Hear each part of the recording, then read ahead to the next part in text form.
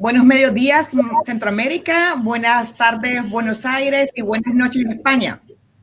Hola, amigos de Centroamérica Cuenta, estamos acá en esta tarde lluviosa desde Managua, que estamos saliendo o estamos viviendo los estragos del huracán ETA. Estamos acá desde Managua. Si hay algún problema de conexión, les pido pues que nos entiendan porque el internet ha estado bastante intermitente. Estamos acá muy bien acompañados con Pilar Álvarez, Luciana Perker y María Ángeles Fernández, quienes conversarán esta tarde sobre periodismo, género y denuncia con José Luis Sanz, periodista español afincado desde hace muchos años en El Salvador, por lo cual yo creo que ya puede decirse que es medio centroamericano, porque también es como todo valenciano bastante inquieto y anda de arriba abajo en la región. Pero yo no les quito más tiempo, yo les agradezco a ustedes, personas que están acá con nosotros en esta tarde, a las personas que nos están sintonizando desde las diferentes páginas que se unen a esta transmisión. Algunas de ellas son medios de comunicación especializados en género en Nicaragua. Así que les damos la bienvenida a las personas que nos siguen. Gracias, Pilar, gracias, Luciana, gracias, María Ángeles y gracias, José, por estar aquí con nosotros. Un gran beso y gracias por unirse a esta edición virtual de Centroamérica Cuenta, que por la pandemia estamos ahora desde estos cuadritos en las que hemos vivido en los últimos meses. Besos a todos y a todas. Gracias, Claudia, por la presentación y por lanzar la pelota. Y, bueno, gracias a Centroamérica Cuenta por la invitación y a Pilar, Luciana y María Ángeles por estar acá y por la conversación que vamos a tener.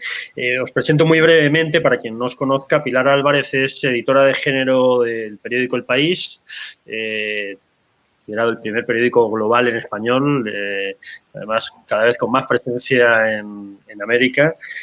Luciana Pecker, bueno, como decía Claudia, estás en Madrid, Pilar. Luciana Pecker, periodista y activista feminista argentina, larguísima trayectoria periodística en varios medios en Argentina, pero además autora de varios libros, entre los que destaca pues, el más reciente, La revolución de las hijas, o antes Putita golosa, por un feminismo por el goce, o del goce, perdón, y María Ángeles Fernández, que es coordinadora de Pícara Magazine. Pícara ya está en Bilbao. Pícara es una revista ya digital, con 10 años de trayectoria, que se ha convertido, creo que es bastante claro y estaremos de acuerdo, en un referente a ambos lados del Atlántico en periodismo con enfoque de género y en periodismo feminista. Y, como decíamos, cada vez con más presencia en América Latina, aunque desde el principio nos comentabas, María Ángeles, que alrededor del 40% de vuestro tráfico proviene de América Latina. Sí, bueno, buenas tardes o buenos mediodías, depende de donde nos escuchen, y encantada de compartir esta mesa con las compañeras, con Pilar y con Luciana, y contigo, José Luis, y gracias a Centroamérica Cuenta. Sí, Pícara Magazine es una revista online, aunque tenemos una edición en papel como especie de anuario y algunos monográficos, y nuestras visitas sobre todo vienen del Estado español, pero un porcentaje muy alto, los últimos datos que tengo, que no los he actualizado recientemente, pero bueno, más o menos son como el 38-40% nos leen desde América Latina, sobre todo México y Argentina, son los territorios donde tenemos muchas lectoras y también colaboradoras desde allá. Así que sí, es como, bueno, pues al final estamos escribiendo desde Bilbao, pero escribimos para diferentes territorios.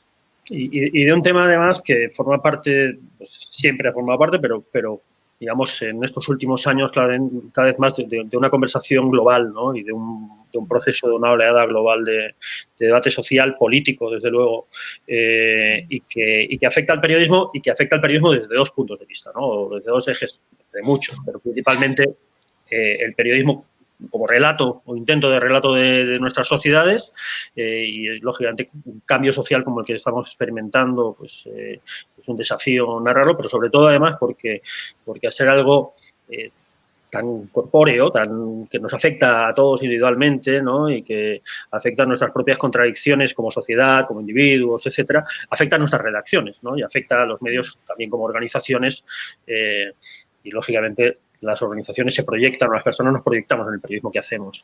De eso vamos a hablar ahora. Empiezo lanzándoos una pregunta común precisamente para hablar de en qué estado estamos o cómo lo veis. Lógicamente, estos son procesos y debates que cambian entre un país y en otro, en diferentes regiones o en diferentes capas sociales o grupos sociales en diferentes países, además, en cada país, además.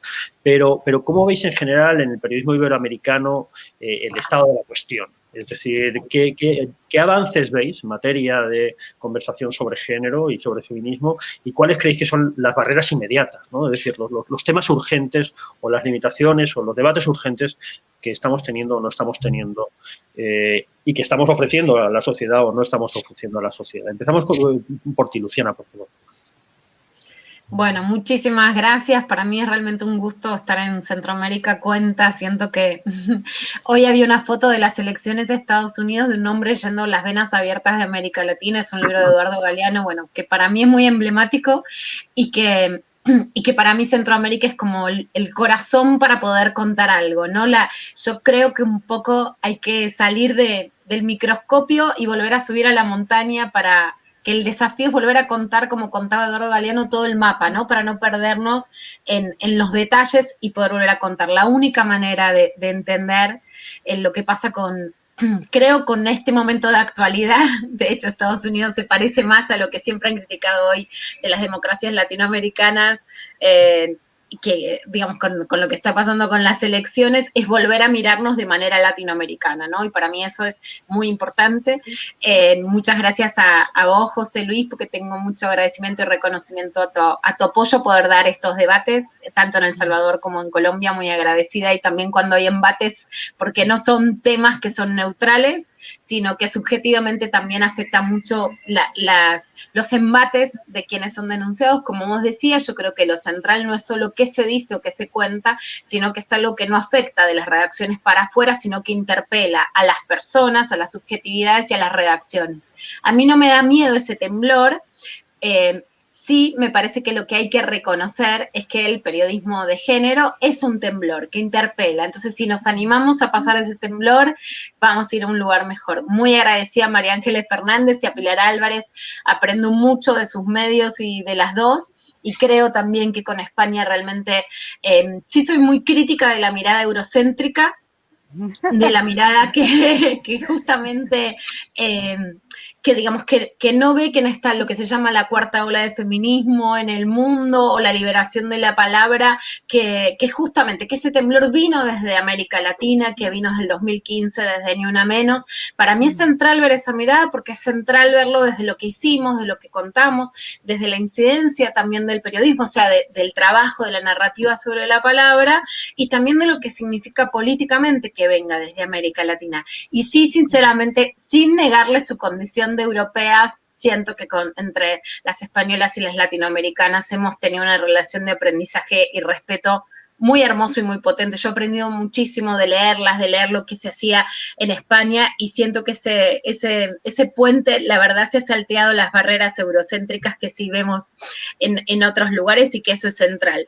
Yo creo que hemos avanzado muchísimo en estos años y que de hecho a partir del 2015 hay un gran avance y un gran reconocimiento, hay una gran interpelación que por supuesto se expande después con el Me Too y con muchos relatos en donde inciden las redes sociales y esta conexión que nos ha permitido también leernos, o como este 8 de marzo que fue tan fuerte en México, ¿no? Por contar algunos relatos de América Latina. Sí creo que hay que situar que la pandemia y el efecto del confinamiento en la mitad del planeta de distintos modos implican un retroceso per se para la situación de las mujeres, un aumento, en Argentina ya está comprobado, de los femicidios o de los feminicidios en América Latina, implica un aumento de la violencia de género y sí me parece que claramente ha implicado una baja de la voz pública de las mujeres, cuanto más adentro estamos, menos se nos escucha, un aumento del machismo en las redacciones, en las televisiones, ¿no? Hablaba, bueno, en una provincia en Bahía Blanca, por ejemplo, la conductora me dice, los dos conductores masculinos se han quedado, la mujer se queda en casa, un aumento de las agresiones, que compartimos un conversatorio con el Centro Cultural de España en Buenos Aires con María Ángeles y me quedé impactada por el relato, no quiero contarlo, sino que lo cuentes vos, pero de agresiones a pícara en lo personal y diferenciando de las agresiones que suceden en otras partes de América Latina, que son mucho más fuertes y directas que en América Latina, pero de todos modos sí siento, y escribí esa nota, que la violencia incluso digital, las intimidaciones, etcétera, han aumentado mucho. En lo personal lo siento, me las han hecho estos días.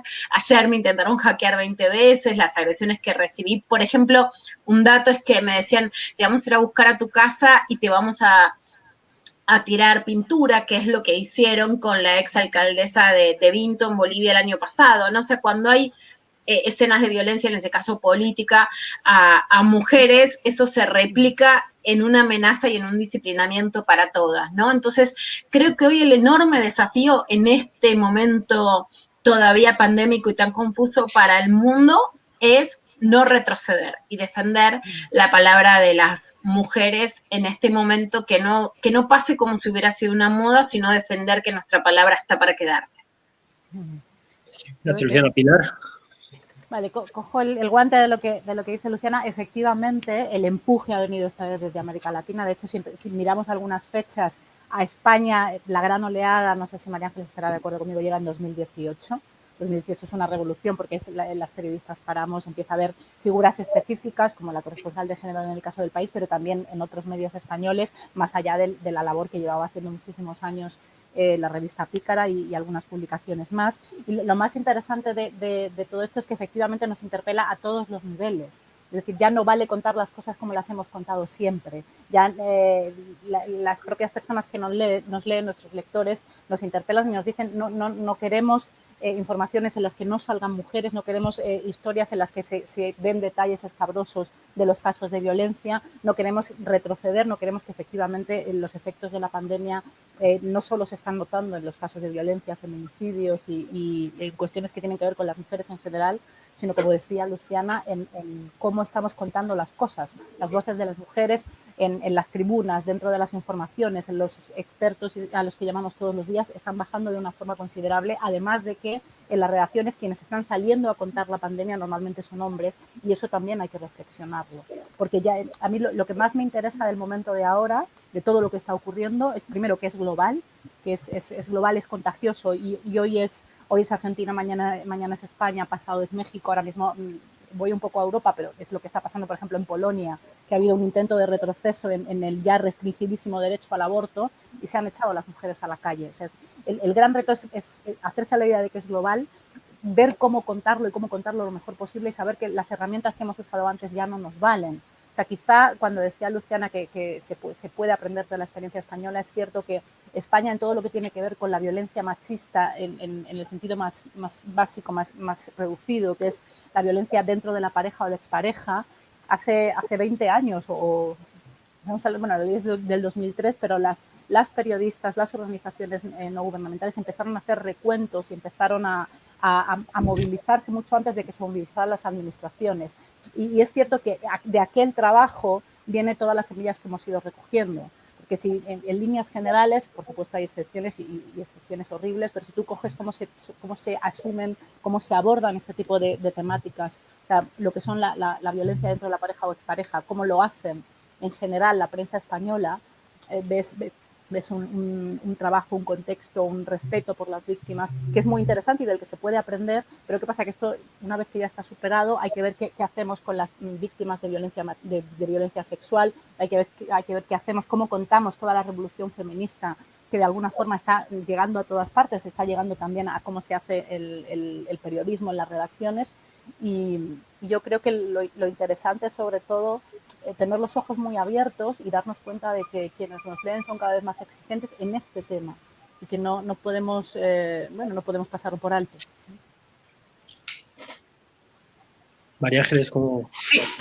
Yo tengo un poco, aprovechando las ideas que ha ido lanzando Luciana, que es la primera que ha participado, la idea que ha lanzado del temblor que nos interpela, ¿no? De cómo el periodismo feminista nos interpela a la sociedad, vaya, el activismo feminista y el periodismo feminista, y yo creo que también nos interpela a las propias periodistas que estamos trabajando, a las propias activistas. Yo creo que eso es lo más interesante que puede aportar ahora mismo el periodismo feminista, que son las preguntas y el cuestionamiento constante, incluso para nosotras mismas, ¿no? Yo en Pícara muchas veces publicamos temas que hasta nosotras, ostras, nos escuecen por cómo nos cuestionan los privilegios de las blancas de clase media que estamos escribiendo, ¿no? Yo creo que esa es una de las cosas más interesantes que es del periodismo, que es no solamente interpelar a los poderes o a los ejes de poder, sino también a nosotras mismas para repensarnos y ver qué está quedando fuera. Y me parece muy interesante. Eso por un lado, la idea de temblar y de interpelarlos y de cuestionar constantemente todo y a todas. Por supuesto, el momento actual del movimiento feminista, que yo no quiero decir auge, porque también por otro creo que es necesario hacer memoria y no olvidar todas las que lucharon antes, pero este momento actual de efervescencia, está claro que yo creo que Argentina son las compañeras argentinas son las que nos han abierto la puerta, como bien ha dicho Luciana, con Ni Una Menos. En 2015, 2016, 2015 y también el 8M. La huelga del 8M se lanzó en Argentina y fueron ellas las que, primero en 2017 hubo un parón, que aquí nosotras paramos, me acuerdo, a mediodía y bueno, trabajamos desde casa ese día en 2017 y ya fueron las compañeras argentinas las que nos interpelaron. Entonces, está claro que tenemos que estar mirando a todos los lados, a todos los territorios y aprender constantemente de lo que está pasando para poder, pues eso, hacernos preguntas y reflexionar. Y en este caso, y ahora mismo, por ejemplo, en Chile, creo que en el proceso constituyente el movimiento feminista, la lucha feminista fue clave para que haya habido este proceso y para que haya habido estas revueltas. Entonces, me parece que ahora mismo está siendo el activismo feminista y el periodismo que acompaña y que da espacio a estas historias, a estos relatos, fundamental para analizar la situación actual del mundo y de los cambios políticos, sociales y económicos que está habiendo. También hay que mirar no solamente los casos de éxito, también mirar los casos de represión, porque como habéis dicho también, tanto Pilar como el caso de Polonia, creo que con la pandemia está habiendo muchos momentos en los que se está aprovechando para bueno, el caso del aborto en varios países se ha intentado ir atrás. En Hungría también ha habido bastantes intentos de ir hacia atrás. Y yo creo que eso también es otro aprendizaje que tenemos que hacer, que los derechos conseguidos o conquistados no son para siempre. Tenemos que seguir trabajando para fortalecerlos y hacer sus bases mejores andamiajes, porque en cualquier momento ya nos pasó en el Estado español en 2014 con la ley Gallardón, que hubo un intento y también fue muy importante aquí para revitalizar, no sé si Pilar lo recuerda bien, revitalizar el movimiento feminista en el 2014. De la libertad, sí. Sí, estaba un poco más apagado y ahí hubo un momento clave porque se unieron las activistas más mayores, las que habían luchado en los 80, con las generaciones más jóvenes que habían visto todo bien, ¿no? Entonces, bueno, yo creo que hay que estar siempre alerta y aprender de las avances y cuidado con los casos de represión, ¿no? Porque, bueno, el otro día, por ejemplo, en Paraguay han matado a unas niñas argentinas, no sé, igual Luciana lo tienes más fresco, ha matado a una niña argentina y el gobierno paraguayo, en lugar de buscar a los culpables del ejército que mataron a la niña, lo que ha hecho es reprimir al movimiento feminista que se manifestó exigiendo culpables. Es decir, que bueno, hay cosas muy positivas, pero hay otras que tenemos que estar muy, muy alertas y bueno, pues ahí estamos, equilibrándonos. Solo en esas primeras intervenciones ya aparecen varios temas que vamos a tener que abordar, ¿no? La relación con poderes políticos, el tema de la transversalidad, ¿no? De los movimientos, el tema de las desigualdades, además, dentro de cada sociedad. Pero me gustaría empezar por algo que tocó Pilar y que está un poco en lo que decíais las tres. Digamos, esta oleada se apoya principalmente en un primer momento en algo lógicamente brutal, que es la violencia, ¿no? En la respuesta a la violencia, Ni Una Menos, en los asesinatos, y a partir de ahí en otras formas de violencia física y luego otras formas de violencia incluso no físicas, ¿no? Pero digamos, hay un elemento muy fuerte, en España, por ejemplo, creo que eso todos los primeros años fue muy claro, ¿no? En el tema de los asesinatos de mujeres. ¿Hasta qué punto creéis que eso por lo que decías también tú, Pilar, o tú, María Ángeles, de que hay que pasar a otros temas, ¿no? Y esa idea de trascender, de complejizar, porque esto es, al fin y al cabo, es transversal a todos los elementos de la sociedad y todos los temas. Eso está judicializando o ha judicializado el debate sobre el feminismo. Es decir, lo mete en una lógica simplemente de justicia, pero entendida desde una lógica penal y desde una lógica de que el problema es la violencia, que es una expresión, ¿no? Y hasta qué punto eso es, lógicamente, un camino, pero también es una barrera. ¿Cómo creéis que el periodismo lo está tratando? Bueno, yo creo que, si me adelanto, si no os importa. Bueno, yo creo que en los últimos años, por lo menos aquí, lo que ha sido más que los casos de asesinato, que también ha sido los casos de violaciones. El caso de la manada y la sentencia que hubo tuvo una respuesta brutal del movimiento feminista en las calles y también ha marcado agenda política y agenda judicial o de la justicia. También los temas de acoso en fiestas son temas que se están empezando a hablar y legislar a raíz de los últimos casos que han sido más mediáticos, ¿no? Y que, aunque evidentemente pues surgen desde siempre.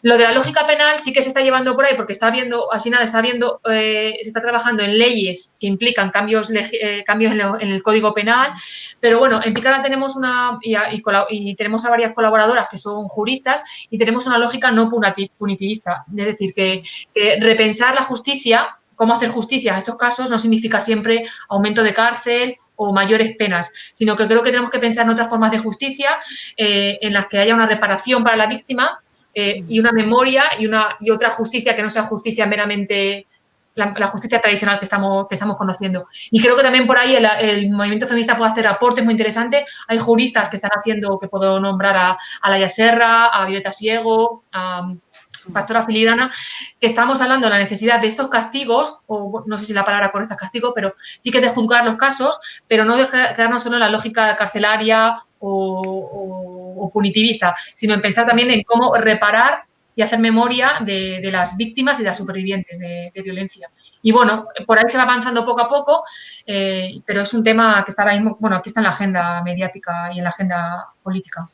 Claro, de hecho yo, por completar lo que dice María Ángeles, que efectivamente es así, lo que ha ocurrido es que un caso tan brutal, y yo creo que ha trascendido fronteras como es el tema de la manada, afecta judicialmente, políticamente abre una brecha y hasta el punto de que efectivamente hay una ley que ahora mismo está en fase de borrador que tiene que ver con ese momento, que tiene que ver con lo que ocurre. Entonces, por un lado es cierto que hay mucho esfuerzo y que quizás dedicamos, yo desde luego, a mí me ocurre, yo cuando reflexiono sobre mi propia jornada y sobre los puntos en los que trabajo, yo destino mucho tiempo a contar violencia y a ver qué está pasando con la violencia contra las mujeres, porque desgraciadamente ocurre y sigue ocurriendo, ¿no?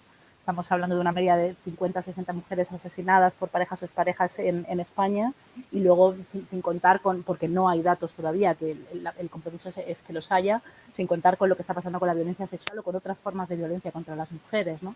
Pero ahí lo interesante es trascender y efectivamente que una vez que hay un debate que tenemos una nueva ley encima de la mesa, que es esta ley de garantía de la libertad sexual, que haya efectivamente enfoque feminista, que haya expertas que hablen de algo que realmente es muy interesante, porque cuando las mujeres se echan a la calle, en el caso de la manada, no se echan a la calle para decir pónganles 10 años o 20 o 30. O sea, la pelea no tenía que ver con un castigo mayor, tenía que ver con no llamen a las cosas por su nombre. Estamos ante una violación y una violación además brutal, porque son cinco hombres contra una mujer joven en un portal, ¿no?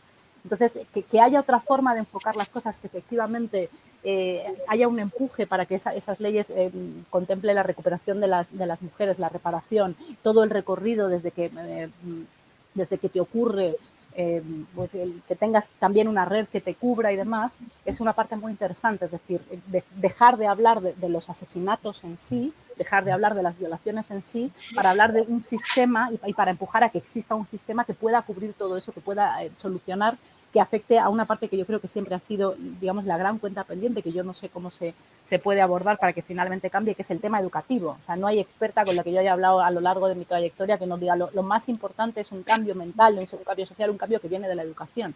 Y sin embargo es quizá una de las patas en las que todavía estamos más pendientes del tema, ¿no? O sea, la violencia desgraciadamente siempre va a ser un tema periodístico en este asunto y en cualquiera, porque lo peor que puedes perder es la vida, pero lo más interesante es cuando el debate trasciende, ¿no? Cuando puedes empezar a hablar de, oye, pues efectivamente hay una normativa encima de la mesa que dice esto y hay un montón de expertas que apuntan todas estas cuestiones que pueden ser soluciones y no solo hablar de un problema, ¿no?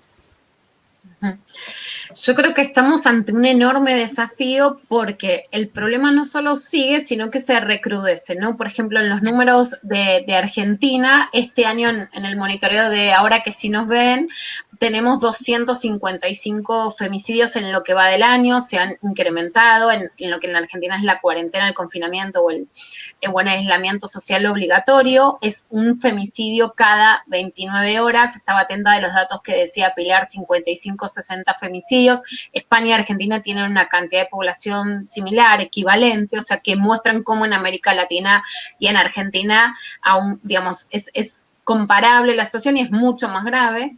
Aún así, sí hay una diferencia que en la Argentina no contamos los femicidios solo como los de relaciones de pareja o expareja que han crecido este año con la pandemia por el encierro doméstico. Entonces, todos los estándares que creíamos superados retroceden. En Argentina los femicidios, por ejemplo, de las jóvenes que son asesinadas, lo que llamamos en situación de goce, por ir a bailar, por salir a la calle, etcétera, son denominados femicidios. Eso creo que es uno de las cosas que tenemos para decir que podemos trasladar, ¿no? Pero sigo también muy de cerca dentro de lo que es posible el fenómeno de Vox en España, y creo que es altamente peligroso decir que no existe la violencia de género como discurso. Ese discurso, de hecho, cuando creíamos que la solución era que haya más educación, está impregnando en muchos jóvenes que en Argentina se llaman libertarios, yo califico como neofascismo, y que, digamos, me ha pasado, de hecho, en un programa de televisión este año que pidieran directamente la derogación de la ley de violencia de género, ¿no? Que lo siento inspirado absolutamente en los planteos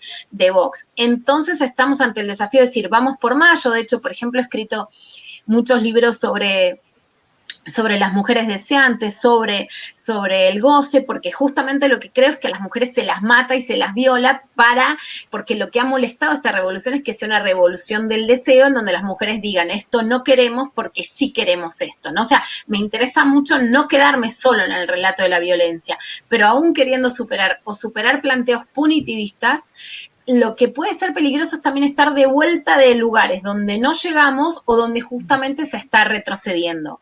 Creo que en eso hay que hacer un mix entre valores de poder pensar más allá del punitivismo. A mí, por ejemplo, me interesan los tratamientos. Se ha inaugurado en la provincia de Buenos Aires una línea para varones violentos. Me interesa que la única alternativa no sea punitivo, la cárcel, en la posibilidad de pensar qué pasa con los varones, pero también me interesa que no queden impunes algunos casos, ¿no? Y, bueno, me gustaría después desarrollarlo, pero brevemente con Nicaragua estamos hermanadas por la denuncia de Telma Fardín, que es un caso que seguí, que acompañé además especialmente, que se produce en Managua cuando ella era actriz y tenía solo 16 años en una gira latinoamericana, entonces no lo podíamos denunciar a la Argentina.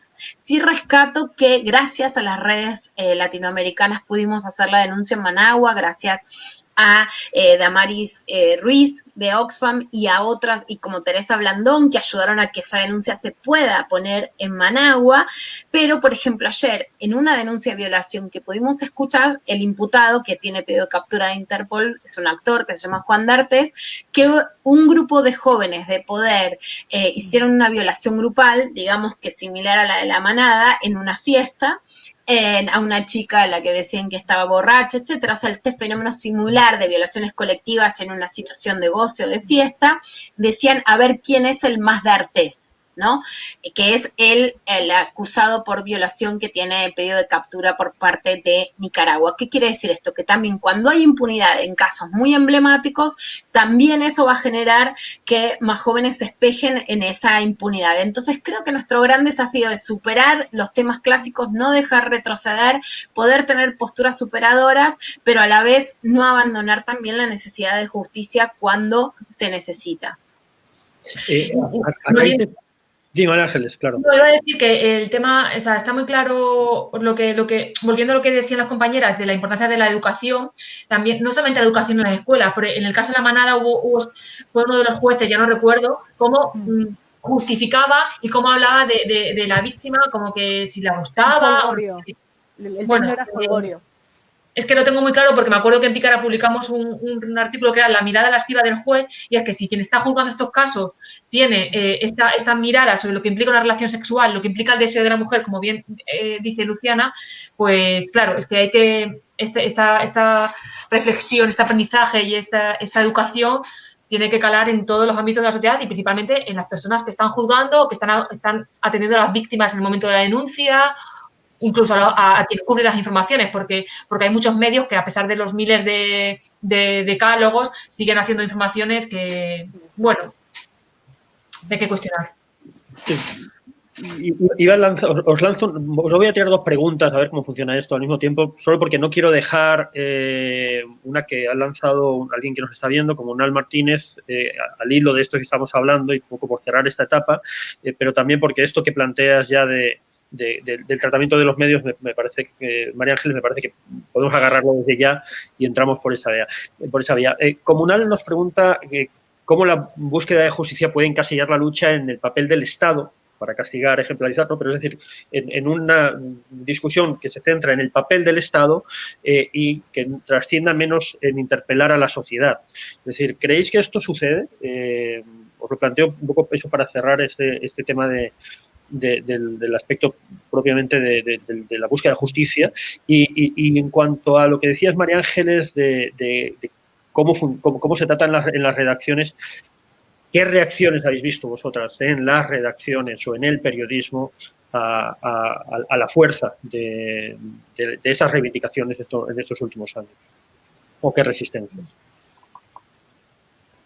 Tal vez, Luciana, tú. Sí.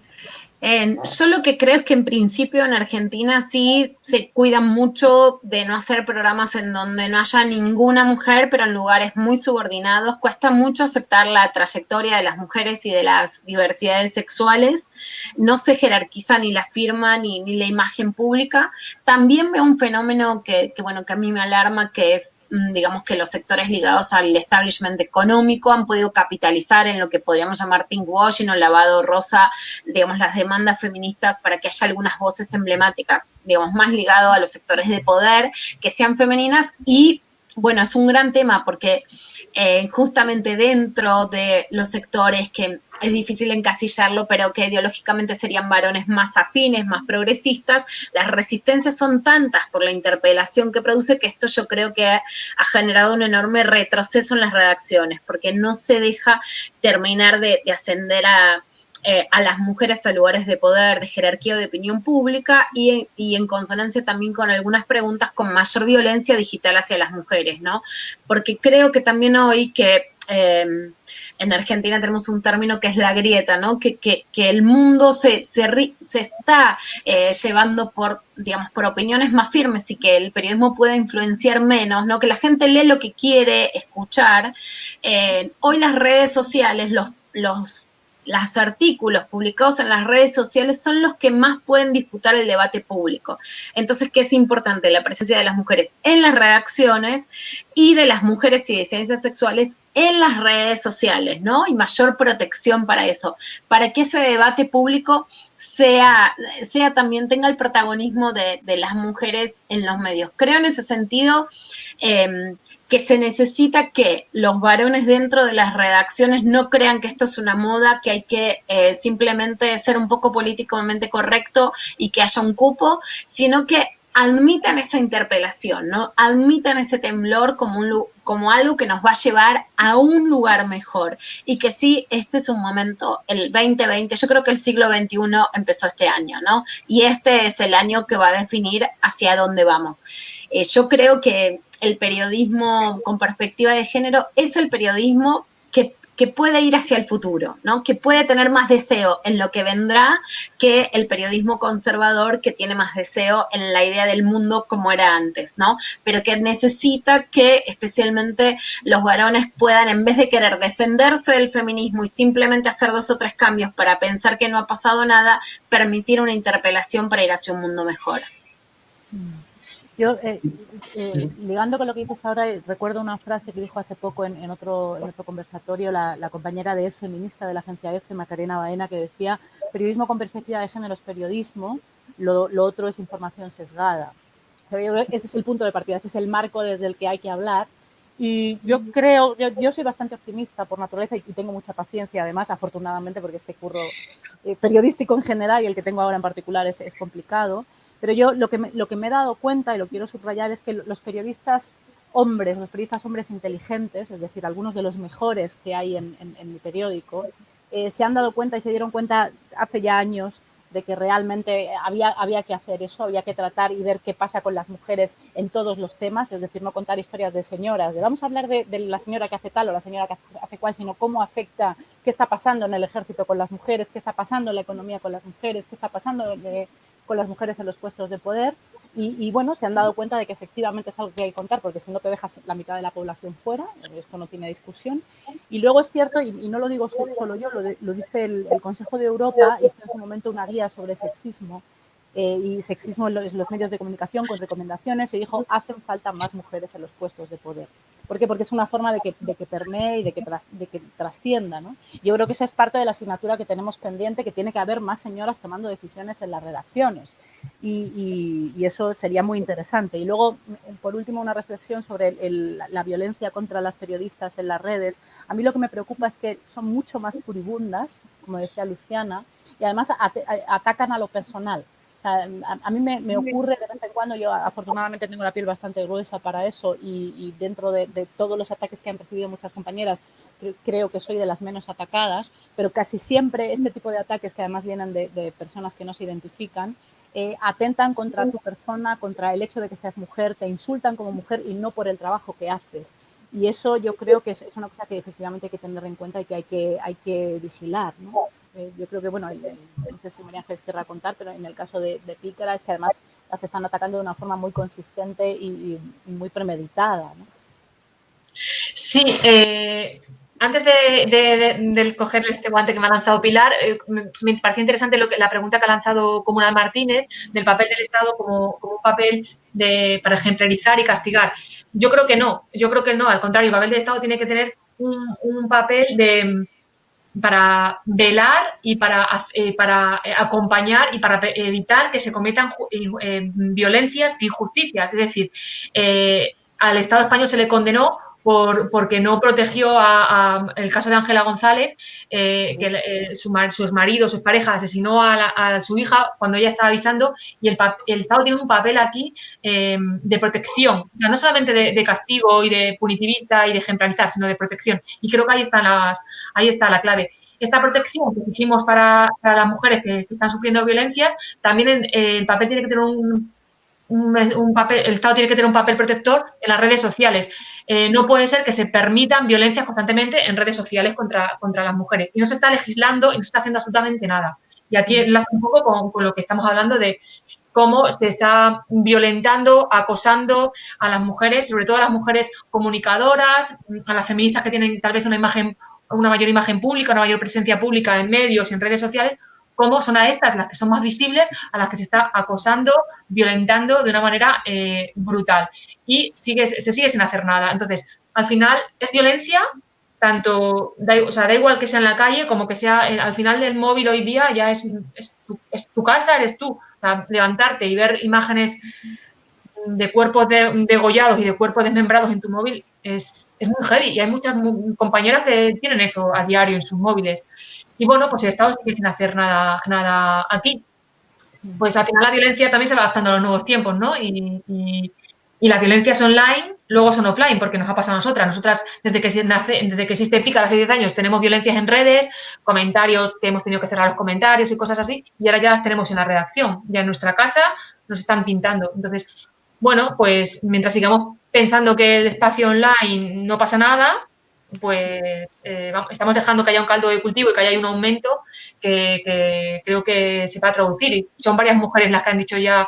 Cristina Fallarás, si no recuerdo, esta semana también ha denunciado, una periodista española, ha denunciado que en su casa también ha tenido ya pintadas en la puerta de su portal. Bueno, pues yo creo que y como decía Luciana, y se castiga a las mujeres que tienen espacio en redes sociales también, ¿no? Al final en las redes sociales es un debate, un espacio, no quiero decir democrático, pero es un espacio de debate democrático y debate político, y tiene que estar ahí, tenemos que estar ahí también. Y con esta violencia nos expulsan de ese espacio, ¿no? Te hacen que sea un espacio hostil, que ya decidas dejarlo para evitar la violencia y al final nos están expulsando de un espacio que teníamos conquistado. Y bueno, pues es complejo, ¿no? O sea, siempre tenemos que estar acaparando y o sea, intentando escarbar huecos, porque al final con diferentes estrategias nos intentan echar. No quiero salirme todavía de las redacciones porque me interesan varias cosas. Uno, por ejemplo, cómo reaccionas, cómo veis que reaccionan los equipos, las redacciones, frente a este tipo de violencia, que es una violencia que va contra todos, contra toda la redacción, contra todas las personas y que puede haber, me adelanto tal vez, no lo sé, quien lo perciba como una violencia que no tiene que ver con tu periodismo, ¿no? Es decir, ¿cómo ves la reacción de los medios, del periodismo y de las redacciones, de los equipos de las redacciones, frente a este tipo de agresiones? Y luego también, esto te lo pregunto a ti, María Ángeles, y a ti, Luciana, te quería preguntar... Una de las, tú hablabas del tema también y Pilar, de mujeres en posiciones de poder o el proceso de ascensión y responsabilidades en poder dentro de los equipos. Yo creo que eso también hay una forma de estigma que se está reproduciendo, me parece a mí bastante, que es la de identificar como una limitación el compromiso feminista, ¿no? Es decir, un estigma sobre el hecho de tener mirada de género y entonces eso, en contraste, que es una conversación que efectivamente tenemos en Colombia, creo que la falsa dicotomía entre rigor y mirada feminista, ¿no? Como si eso afectara al rigor relacionándolo con lo que con la cita de Macarena Baeza que hacía Pilar. Y a ti, Pilar, te tiro y así ya las recogéis las tres, pero podéis tomar cualquiera. Hablabas también de mujeres en posición de poder. Quería preguntarte por esta etapa de 3 años de Sol Gallego Díaz al frente del país. ¿Qué impacto tuvo o no tuvo? Porque creo que para toda América Latina, ¿no? Para toda Iberoamérica, fue un nombramiento profundamente simbólico, ¿no? No solo por la fuerza, por el respeto profesional tremendo, ¿no? que tiene Sol, sino por el hecho de que a uno de los grandes medios de Iberoamérica, a la máxima jefatura, llegara una mujer de su trayectoria. Empezamos por ti, María Ángeles, y vais comentando. Sí, respecto a las pintadas que hemos recibido, que nos han hecho en Pícara, la verdad que sí que hemos recibido mucho apoyo de la profesión. Llamadas, mensajes, declaraciones. La verdad que ahí el colectivo, la profesión, se ha posicionado. Incluso estamos muy sorprendidas porque en la última pintada que hemos tenido, el Consejo de Europa ha instado al gobierno a que nos proteja. Bueno, nos hemos enterado por EFE, que lanzó una noticia. Es decir, que sí que hemos tenido el apoyo simbólico, que está bien y bueno, de momento está bien, de la profesión. Sí que es verdad que, bueno, luego la pregunta de cómo se toman las redacciones esta mirada feminista para hacer las informaciones. Yo llevo muchos años de freelance porque al final estoy en una época en la que tener un contrato en una redacción era imposible, entonces he estado mucho tiempo de freelance, entonces hace mucho tiempo que no estoy en una redacción con gente, he estado, pero hace muchos años, entonces no puedo dar una respuesta concreta a eso porque, bueno, pues he trabajado un poco al margen, pero sí que es verdad que nosotras hemos notado que la profesión ha empezado a reconocer el trabajo que hacemos en Pícara, que hacemos un trabajo periodístico, que hemos recibido un montón de premios desde el primer año de trabajo, últimamente. Como que hasta entonces no nos tenía, lo que es la profesión, no nos tenía en cuenta o pensaban que a lo mejor esto no era periodismo. Y cuando yo creo que la mirada feminista, como decía Pilar, es clave para hacer un análisis de la sociedad periodístico, ¿no? El periodismo, para mí el periodismo es cuestionar los ejes de poder. Y el heteropatriarcado es un eje de poder y la mirada feminista es el que cuestiona este eje de poder. La mirada feminista, anticapitalista, antirracista, interseccional, ¿no? Entonces, yo creo que llevamos muchos años haciendo eso, pero como que ha costado entender que lo que hacíamos, que nuestra mirada enriquecía nuestras informaciones. Nunca, para nada las perjudicaba, las enriquecía. Y bueno, yo creo que ya el hecho de que Pilar sea una editora de género en el país, de que grandes medios hayan entendido esto, creo que es, bueno, un avance significativo y muy interesante. Yo, empezando por ahí, o sea, en la charla que tú recordabas, José Luis, que estaba también Luciana, hubo una intervención que además era una periodista del Faro, no recuerdo el nombre, a lo mejor tú te acuerdas. A mí me pareció brillante, porque estábamos en el feminismo, sí, feminismo no dentro de las redacciones, cómo lo enfocamos, el activismo, tal, que es una cosa en la que nos perdemos mucho. Y ella dijo, oye, llevamos un rato hablando de esto y nadie se ha planteado que hay machismo en las redacciones. Exacto, Y que el Mónica machismo Campos. es peligroso. Mónica Mónica, Campos. Siento no haberme acordado del nombre porque me pareció maravillosa y dije, efectivamente, ese es el debate que hay que poner encima de la mesa.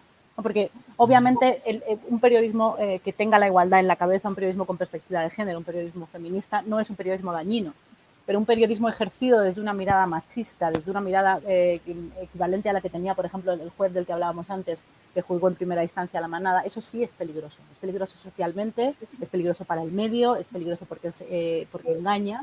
Y entonces, bueno, creo que en realidad yo cada vez que me planteo este debate me acuerdo de esa pregunta, que me parece una de las preguntas más inteligentes que he escuchado en mucho tiempo, y a lo mejor es eso lo que hay que plantearse, ¿no? O sea, ¿nos podemos permitir seguir teniendo machismo estructural dentro de las redacciones? Ese es el problema, ¿no? Y luego lo que decías de Sol, bueno, la gran maravilla de Sol es que estuvo, la gran pena es que como ella lo dijo además que iba a estar solo 2 años, y se marchó después de esos 2 años. Yo creo que nos ha dado muchas lecciones. Una de ellas es que efectivamente una mujer, y además no una mujer cualquiera, en este caso, que es lo que suele ocurrir con las mujeres en puestos de poder, llegó siendo la top entre las top, porque Sol, cuando llega a la dirección del país, es un referente moral que sigue siendo.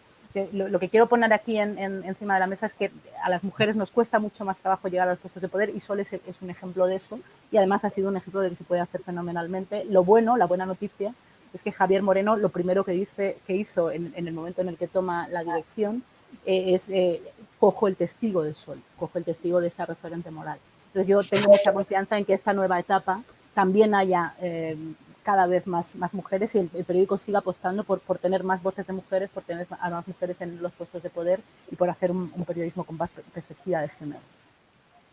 Luciana. Bueno, en principio sí, mi solidaridad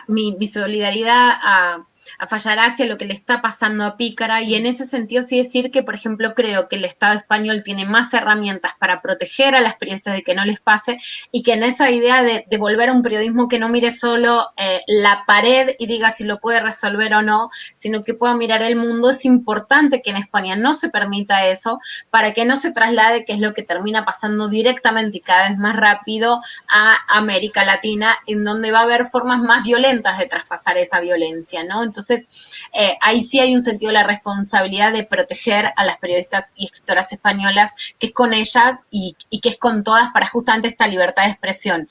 En esta semana se presenta un informe sobre periodistas en Twitter que se hizo en 7 países de América Latina, incluyendo Nicaragua, Colombia, Venezuela, en Argentina, y que sí se demuestra cómo la violencia digital es más fuerte. O sea, si bien existe también contra varones, en el caso de los varones es por la información y por posturas políticas, pero en el caso de las mujeres hay muchas mayores agresiones de subestimación intelectual por su aspecto físico y por las connotaciones sexuales. Entonces creo, sí, José Luis, que esto es importante que lo tomen los varones, porque todo el tiempo es vos sos una exagerada y te quedas sola, o que comparan lo que les pasa a ellos y no es similar. Y lo que es más importante es que estos ataques están generando la inhibición de las mujeres de ocupar lugares, que ya no son solo de poder, sino en las redes sociales, ¿no? O sea, cuando una tiene que pagar precios muy altos, y en el posteo de Fallarás decía, bueno, ya no pasaron de la puerta de la calle, se dice en la Argentina, de la vía pública, a la puerta de la casa. Ahí atrás están los hijos, ¿no? Y ahí el rol de las que tenemos o queremos tener hijos como cuidadoras, además de como periodistas, es central, bueno, en que eso no pase. Y en relación por supuesto, yo lo que creo que en el debate del compromiso y del periodismo no hay que poner reglas fijas, sino un camino que cada una construye para ser muy respetuosas de los caminos de cada una. No hay por qué generar normas, sino aprender de todas. Pero sí creo que el periodismo con perspectiva de género es periodismo, y es un periodismo que no se puede normativizar a las reglas que han puesto los varones, porque justamente nos hemos salido de esas reglas. Entonces, no nos no nos pueden querer volver a hacer encajar en las reglas periodísticas, no especialmente sobre el caso de violaciones. Y te quiero contar, José Luis, que además hago público mi agradecimiento a la conversación y a la contención el año pasado en el Festival Gabo en Colombia, lo que a mí me parece exactamente lo que yo quiero hacer, que es escribir con respeto y escribir para transformar. En el caso de las redacciones periodísticas es exactamente no solo para que haya justicia en el sentido de la sanción a quien puede ser el agresor, sino básicamente para que las mujeres puedan seguir con su deseo, y en el caso de las redacciones para que no se interrumpa la carrera periodística de las mujeres. El año pasado en el Festival Gabo hubo una denuncia que fue la de Vanessa Restrepo en el diario El Colombiano, que yo había acompañado de la escucha y de la conversación desde antes. Ella participó en mi taller, senté muy clara la postura que no soy neutral y que a partir del festival es que quien era el imputado de una agresión sexual sobre Vanessa, la nota la escribí después, está en el portal Infobae, él simplemente fue desplazado de oficina. O sea, la sanción no era una sanción que se puede catalogar de punitivista o muy grave, sino que era una sanción simbólica que ni siquiera se quería hacer, porque lo que no se quiere es abrir la puerta a que las mujeres denuncien, y no hay que tener miedo a abrir esa puerta. Me pasa cada vez que leo en Twitter las notas de Vanessa Restrepo, que terminé entrevistándolo. Ella venía con los borceguíes, decimos en el argentino, con las botas llenas de tierra, a hacer una nota en helicóptero sobre la minería, y se lo digo cada vez que sigo leyendo ahora sus notas en Colombia. El mayor éxito que podemos tener quienes escribimos desde hace muchos años es que el freno a la violencia sexual no frene que las más jóvenes sigan escribiendo. El éxito de lo que pudimos hacer el año pasado en Colombia es que ella, y en ella en nombre de muchas, sigan escribiendo y sigan con los pies en el barro. Pero eso necesita el acompañamiento de que varones, festivales, fundaciones, redacciones puedan entender que con ese cambio lo que queremos no es frenar la libertad o la escritura, sino permitir que las mujeres y la diversidad sexual sigan escribiendo. Sí, con respecto a esto, por dar un ejemplo positivo, perdona, José Luis, también publicamos a raíz del Me Too, que bueno, ha tenido réplica en diferentes países, publicamos en primera persona el caso de una periodista mexicana que es una persona que conozco, que es amiga y personalmente, cómo llevaba 2 años denunciando acoso laboral y sexual en su trabajo. Ella era editora jefa de un periódico de ámbito estatal y bastante conocido en México. Y, bueno, pues se tuvo que marchar porque, bueno, no la creyeron y demás. A raíz del Me Too en México, denunció en un tuit este caso y su superior, el jefe, fue expulsado. Es decir, que la fuerza, al final, lo que ella no había conseguido sola con su denuncia en el ámbito laboral, lo consiguió la fuerza del movimiento de todas. Y, bueno, es un caso doloroso por lo que implica, pero bueno, es una pequeña victoria de cómo cuando estamos juntas, nos acompañamos y todos estos procesos que estamos contando tienen resultados, aunque sean en ejemplos pequeños, pero que suponen mucho. Nos estamos pasando de tiempo, pero hay un tema, ya he pedido permiso para que nos pasemos un poquito. Hay un tema que no quiero dejar pasar porque ha aparecido desde las primeras intervenciones y me parece que es clave, sobre todo si hablamos de periodismo y si hablamos de sociedad en América Latina, ¿no? Y tiene que ver con las desigualdades. Y lo lanzo, paradójicamente, desde un artículo, el último que publicaste tú en Pícara, María Ángeles, tituló Violencias con la puerta cerrada, que era sobre un informe de violencia de género en entornos rurales. Claro, cuando esto lo trasladamos a América Latina, se eleva a la enésima potencia, ¿no? Porque, claro, la ruralidad es el rasgo fundamental de buena parte de nuestras sociedades. La desconexión, además, es creo que incluso mayor de la que pueda haber en la península. Es decir, si hablamos de la capacidad o incapacidad del periodismo para ver, en general tenemos un periodismo cada vez más desde las capitales, tenemos un periodismo que está en proceso de ver violencias que estaban invisibilizadas, de tratar temas que estaban... Pero claro, todavía está la barrera de toda esa efectivamente interseccionalidad y todas esas diferencias y desigualdades que complejizan muchísimo más esto, ¿no? Y uno tiene que ver con la diferencia, evidentemente, de clase, o la distancia física, ¿no? O el aislamiento físico. ¿Cuál creéis que es el desafío? Porque en realidad son muchos que se sobreponen, ¿no? A la hora de contar esto y a la hora de enfocar esto, es un desafío para el movimiento feminista y como es un desafío para cualquier movimiento político en nuestros países o social. Pero sobre todo para el periodismo, ¿hacia dónde creéis que vamos, ¿no? ¿Nos estamos acercando o nos estamos alejando?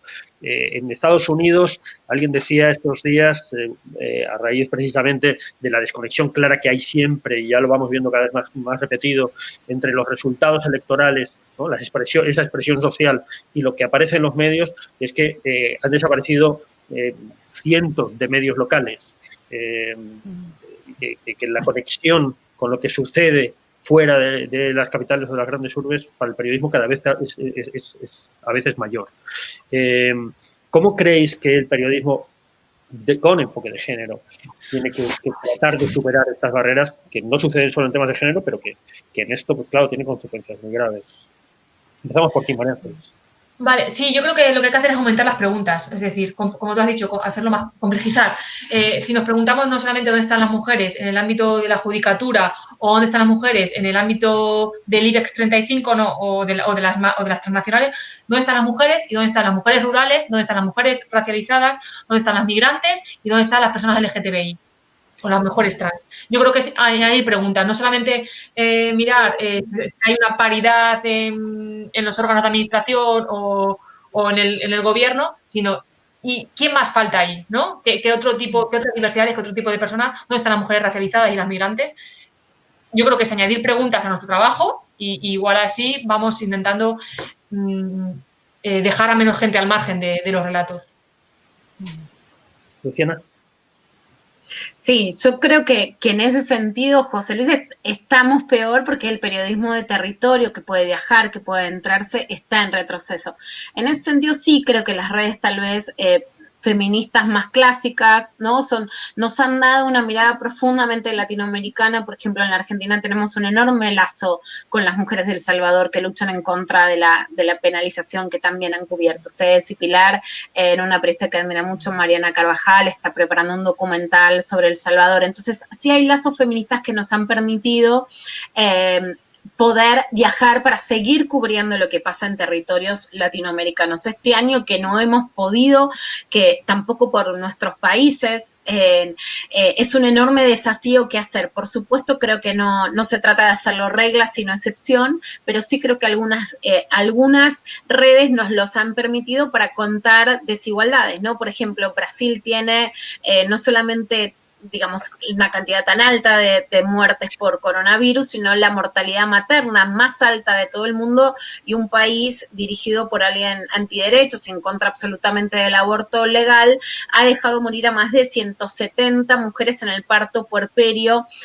o después del parto, y justamente hay investigaciones que muestran que más de la mitad son mujeres pretas o negras, con lo cual se demuestra el racismo, la pobreza y la doble vara de los sectores antiderechos, que dicen que quieren cuidar la vida, pero no les importa la vida de las mujeres cuando se trataba de ponerle algún freno social a la pandemia, que son decisiones que, por ejemplo, el gobierno de Jair Bolsonaro no pudo hacer. Ese tipo de notas las pudimos sostener gracias a las redes latinoamericanas, en donde creo que aun cuando no podamos ir a territorio, podemos mostrar, y ahí sí, ¿no? Con redes que tal vez se hicieron en una construcción colectiva que tiene que ver con un compromiso feminista, pero con la seriedad del rigor informativo, periodístico, con datos exactos, cuál fue la marca de género, de racismo y de clase que hubo, por ejemplo, en las consecuencias de la pandemia. Yo a las dos ideas que habéis lanzado, fundamental, pero no para esto que estamos hablando, sino para el periodismo en general, que es hacerse muchas preguntas.